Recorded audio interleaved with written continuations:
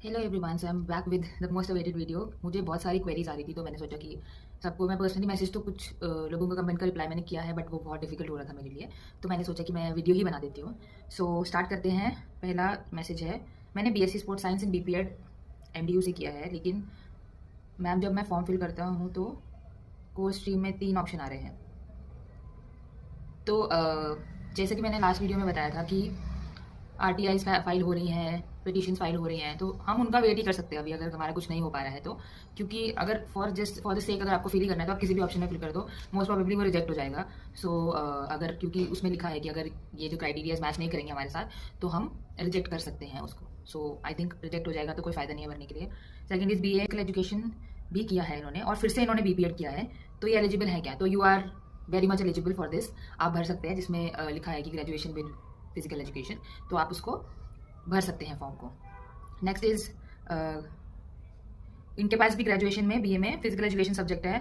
तो जैसा कि मैंने आपको बोला है कि BA, BCom, BSc कुछ भी आपके पास सब्जेक्ट है और उसके साथ आपके साथ इलेक्टिव सब्जेक्ट फिजिकल एजुकेशन है, तो आप फॉर्म फिल कर सकते हैं। ओके, एंड देन BCom में 48%, BPEड में 80%। सर आई विल से कि BCom BPEड अलग अलग किया है ना, तो नहीं भर सकते। सो या तो आप फॉर्म नहीं फिल कर सकते। और फिर है, इन्होंने BA फिर BPEd and state level certificate किया है कुछ, तो no, you also can not fill the form. And next है BPE एंड BPEड वाले। BPE एंड BPEड वाले कर सकते हैं, वहाँ पे एक ऑप्शन है जिस दिनों जहाँ पे लिखा है 12th के बाद इंटीग्रेटेड 4 ईयर डिग्री ऐसा करके, आप उसमें जाके फॉर्म फिल कर सकते हैं।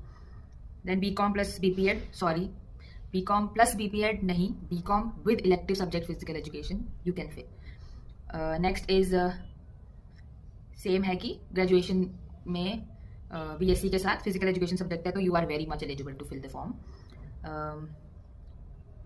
उसके बाद है, हाँ, और कुछ लोगों का ये भी क्वेरीज था कि मैं कहाँ से पढ़ाई करती हूँ।